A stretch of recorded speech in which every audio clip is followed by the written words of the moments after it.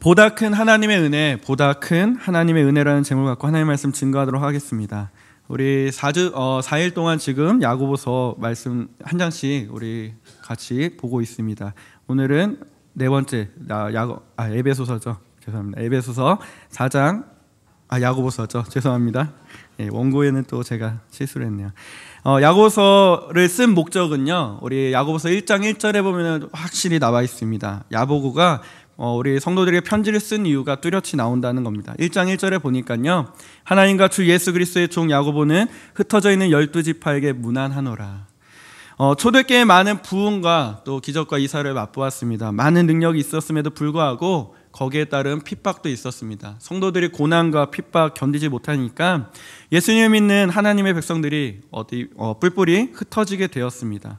이렇게 흩어져서 믿음은 있지만 믿음이 있음에도 불구하고 어려운 환경에 처하니까 야고보가 그들에게 정말 힘을 주는 메시지 전하고자 야고보 서신을 쓰게 되었다라는 겁니다. 오늘 본문 4장에 보니까요, 그때 당시에 문제가 있었습니다. 하나의 문제가 무엇이었냐면은 믿는 사람, 바로 성도끼리의 싸움이 있었다는 겁니다. 믿음이 있다 하면서도 싸움이 있다는 모습을 통해서 정말 우리가 피해야 할 모습 중에 하나가 아닐까 생각이 됩니다. 우리 교회가 정말 믿는 사람끼리 싸우는 거 정말 이득도 얻는 것도 없고 정말 잃는 것밖에 없는 싸움인데, 하나님께서 말씀 가운데 우리에게 어떻게 말씀하셨습니까? 우리의 싸움은 혈과 육에 있지 않다고 하지 않으셨습니까? 그래서 악한 마귀들과 싸워야 하는 것이 성도의 모습인데, 오늘 믿음의 동역자끼리 싸우고 있었다는 것입니다. 우리 싸움의 원인을 어디서 찾고 있습니까? 바로 오늘 본문에는요, 정욕 때문이람을 우리가 분명히 알 수 있습니다. 정욕, 욕심이라고 말씀하고 계시죠. 욕심이라는 거 자꾸 나에게 없는 것만을 바라보게 된다는 겁니다. 나에게 없는 것만을 자꾸 구하니까 어떻습니까? 다른 사람에게 더 가진 것을 보게 된다는 겁니다. 그래서 욕심도 내고요, 그리고 살인도 하게 되고, 그리고 시기하고 다투는 모습들이 우리 안에 있게 된다는 겁니다. 오늘 본문 1절에서 3절 말씀입니다. 너희 중에 싸움이 어디서부터, 다툼이 어디로부터 나느냐? 너희 지체 중에서 싸우는 정욕으로부터 나는 것이 아니냐? 너희는 욕심을 내어도 얻지 못하여 살인하며 시기하여도 능히 취하지 못함으로 다투고 싸우는도다. 너희가 얻지 못하면 구하지 아니하기 때문이요, 구하여도 받지 못하면 정욕으로 쓰려고 잘못 구하기 때문이라. 구하지도 못하면 뿐더러 구하여도 얻지 못하는 것 다 욕심 때문이라는 것입니다. 싸움은 백해무익합니다. 우리가 육적인 싸움, 특별히 영적인 걸 떠나서 모든 싸움은 정말 우리에게 유익을 주는 것이 하나도 없다라는 겁니다. 우리 싸움은 누구와 하느냐, 어떠한 목표, 대상이 중요한데, 잘못된 싸움은 적군이 아닌 누구입니까? 아군인 내 편, 같은 편끼리 싸우는 싸움이라는 겁니다. 가장 좋은 예는 무엇입니까? 부부싸움이 되겠죠. 같이 사는데, 한 집에 사는데 부부싸우는 것. 부부싸움이라는 것 좋은 것입니까? 나쁜 것입니까? 나쁜 것이죠. 결혼할 초기에 주변에 친구들이 많은 그런 얘기를 합니다. 주도권 잃지 말라고. 주도권 잃는 것이 가정의 평화, 또 세계 평화를 지키는 일인 줄을 믿습니다. 우리 교회에서의 모습도 마찬가지라는 겁니다. 교회에서 성도 간에 싸우는 모습. 우리가 싸움의 본질적인 열매, 본질적으로 가면요, 이기주의에 있다는 것을 알 수 있습니다. 기득권 싸움, 교회 내에서도 그러한 싸움들이 우리 안에 있을 수 있다는 겁니다. 우리 나만 승리하는 그런 싸움이 좋은 싸움이겠습니까? 우리 이 나만 승리하는 싸움, 이기적인 모습이지 않습니까? 음식 가운데도요, 상극인 음식이 있다고 합니다. 같이 먹어서는 안 되는 음식인데, 하나는 무엇이냐면은 전 국민이 좋아하는 라면 있지 않습니까? 라면 다들 좋아하시죠? 라면은요, 화학적으로 칼슘과 잘 결합하는 성질이 있다고 합니다. 라면이랑 먹으면 안 되는 것이 무엇입니까? 바로 콜라랍니다. 콜라. 라면 드시고 콜라도 드시면 안 됩니다. 콜라 역시 칼슘이랑 잘 결합하니까 이 두 개를 같이 먹으면요, 칼슘 결핍이 생긴다고 합니다. 또 다른 거로 우리가 많이 알고 있는 것 중에 하나가 토마토도 많이 드시죠? 어릴 때 토마토에 많이 이렇게 어머니께서 달게 먹는다, 설탕 이런 거 많이 주셨던 것 같아요. 그런데 설탕이라는 것 자체가 토마토랑 맞지 않는다고 해요. 설탕은 인체 내에서 분해되기 위해서 이용되는 비타민 B1이 사용되어지는데, 이 설탕이랑 토마토는 서로가 상극이라 그래요. 서로 소화되지 못하도록 손실되도록 만든다라는 겁니다. 교회에서도 우리 그러한 존재들이 있다라는 겁니다. 서로 맞지 않는 존재들, 서로 상극인 존재들이 있다라는 겁니다. 우리 서로 섞일 수 없는 재료와 흡사한데 우리 이러한 모습이 교회 안에 있다는 것도 문제가 될 수 있습니다. 부딪히면 아무 유익도 없게 되고 또 아무 유익 없는 싸움이 우리 안에 있다라는 건데, 우리 싸움은 피할 수 있으면 좋은데 우리 교회에서 또 피하지 못하지 않습니까? 정말 난감한 상황에 있을 때가 있다라는 겁니다. 분명히 성경에서도 원수를 사랑하라고 하였는데 우리 지체가 원수가 되었음에도 불구하고 가장 순종하기 힘들고 어려운 그런 말씀이 우리 안에 있다라는 겁니다. 우리 교회 안에 100% 좋은 사람만 있다고 할 수 있습니까? 좋은 사람만 있으면 좋겠죠. 그런데 정말 싫은 사람도 존재합니다. 미운 사람도 존재하죠. 그리고 또 나쁜 사람도 존재하게 된다라는 겁니다. 이것이 교회라는 겁니다. 그런데 이것을 이겨내기 위해서 오늘 말씀의 중점은요, 이것을 이겨내기 위한 가장 마지막 딱 하나의 방법이 있는데, 바로 이러한 미움, 싸움 같은 것들, 우리 악한 것들을 더 뛰어넘는 보다 더 큰 능력이 우리 안에 임해야 한다는 겁니다. 오늘 공동체 안에서 생기는 싸움이라든지 이런 분쟁, 다툼 같은 것들을 통해서 정말 이보다 더 큰 하나님의 은혜를 체험하기 위해서 우리가 봐야 될 메시지 3가지를 보도록 하겠습니다. 첫째로는 하나님께 복종하는 믿음이 필요하다라는 겁니다. 본문 7절 말씀입니다. 그런즉 너희는 하나님께 복종할지어다. 마귀를 대적하라. 그리하면 너희를 피하리라. 누구를 대적하라고 말씀하고 있습니까? 마귀를 대적하라 그러죠. 싸움을 싸우는데 우리 지체들과 싸우는, 성도끼리 싸우는 것이 아니라 마귀를 대적하는, 하나님의 말씀에 복종하면서, 하나님께 복종하면서 우리 마귀를 대적하는 모습이 우리 안에 있어야 한다는 겁니다. 우리 복종하다라는 말, 우리 어렵지만은 이 말 또 어떻게 표현할 수 있습니까? 종속되다, 또 굴복하다, 우리 쉽게 얘기하면 순종하다라는 말로 우리가 알 수 있습니다. 하나님께 속해 있고요, 하나님의 말씀에 굴복하고 하나님의 말씀에 하나님 뜻에 순종하면요, 어떻게 됩니까? 내 뜻이 사라지게 된다라는 겁니다. 내가 없습니다. 내가 있는 것이 아니라 하나님만 존재케 된다라는 겁니다. 하나님의 존재를 인정할 때 나의 이기적인 모습, 싸우기 위해서 내 주장, 나의 그런 가치들, 나의 이러한 것들이 사라질 수밖에 없게 된다는 겁니다. 우리가 하나님 앞에 복종하면요, 싸움의 의미도 사라지게 된다는 겁니다. 내가 죽지 않으면 싸울 수밖에 없습니다. 내 의지를 펴야 하기 때문에 싸움밖에 없습니다. 우리 충돌하고 부딪히는 이유가 어디 있습니까? 내 뜻을 관찰하기 때문에 그렇지 않습니까? 우리 성도 간에 싸울 때도 어떻습니까? 내 뜻이랑 안 맞으니까 싸우는 거잖아요.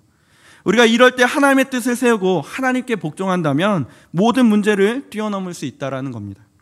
빌립보서 2장 8절 말씀에 보니까요, 우리 복종에 대한 가장 코멘트한, 가장 간략하면서도 가장 중요한 말씀으로 우리에게 주시는 메시지가 있습니다. 빌립보서 2장 8절 말씀에 사람의 모양으로 나타나사 자기를 낮추시고 죽기까지 복종하셨으니 곧 십자가에 죽으심이라. 누구를 말씀하고 계십니까? 바로 예수님이라는 겁니다. 예수님은 십자가에 복종하셨습니다. 이것이 누구의 뜻이었습니까? 하나님의 뜻이었다라는 겁니다. 하나님의 뜻을 세웠기 때문에 우리가 영원한 삶이라는 큰 은혜를 잊게 되었습니다. 하나님의 뜻을 추구했기 때문에 예수님의 이 순종하는, 죽기까지 순종하는 모습, 복종하는 모습을 통하여서 우리가 이 모습 닮아갈 수 있는 성도가 되어야 한다는 것입니다. 우리가 누군가에게 복종한다는 것 쉬운 일입니까? 어려운 일입니까? 참 어려운 일이죠. 복종하지 못한다는 것은 무슨 뜻입니까? 내 의지, 내 뜻이 살아있다라는 겁니다. 오늘 자기 뜻을 버리고 나의 뜻을 버리고 싸움의 근원이 될 모든 것들을 버리고 하나님 앞에 하나님의 뜻, 하나님께 복종할 수 있는, 하나님의 뜻만 관찰할 수 있는 우리 믿음의 성도들에게 간절히 기도드립니다. 두 번째로는 하나님께 가까이 하는 마음이라는 겁니다. 오늘 본문 8절 말씀입니다. 하나님을 가까이 하라. 그리하면 너희를 가까이 하리라. 죄인들아 손을 깨끗이 하라. 두 마음을 품은 자들아 마음을 성결하게 하라. 우리가 하나님과 가까이만 할 수 있다면요, 당연한 이야기지만 하나님도 우리가 가까워질 수밖에 없다라는 겁니다. 내가 하나님께 가까이 가면 하나님도 내게 가까이 오게 되어 있다라는 겁니다. 우리 사랑하는 사람이 있습니다. 사랑하는 사람이 있으면 어떻게 합니까? 가까이 가려고 하죠. 손이라도 한번 더 잡아보려고 하고. 그런데 가까이 하지 않고 멀리서만 바라본다고 해서 사랑한다고 할 수 있습니까? 그럴 수 없습니다. 사랑하니까 결혼하지 않습니까? 아니신가요? 예, 사랑하니까 결혼도 합니다. 멀리서만 바라볼 수 없으니까 항상 보고 싶으니까 결혼도 하게 된다라는 겁니다. 그런 사람을 만나야지 결혼이 행복해질 수 있다라는 겁니다. 좋아하는 사람은 거리가 좋을수록 그 좋음의 깊이가 있을수록 가까워지기 마련입니다. 성경에 보니까 예수님을 좋아하고 예수님을 가까이 했던 많은 인물들이 있습니다. 대표적인 인물로 삭개오입니다. 예수님이 자기 마을로 오신다는 소식을 듣고 가까워지기, 예수님을 가까이 보기 위해서 나무 위로 올라갔습니다. 그때에 예수님을 모실 수 있는 기회, 예수님을 집으로 모실 수 있는 그런 큰 은혜를 입었다라는 겁니다. 가까이함의 능력이 있습니다. 오늘 성경의 많은 병자들도 예수님 앞에 나왔을 때 고침받았습니다. 거리에 가까움이 있죠. 또 마리아와 마르다, 우리 그 둘의 거리상의 차이도 분명히 있었다라는 겁니다. 우리 예수님과 가까워지는 마음, 하나님과 가까이 하는 마음, 우리가 거리가 가까우면 가까울수록 우리가 받는 은혜, 더 큰 은혜를 체험할 수 있게 된다는 겁니다.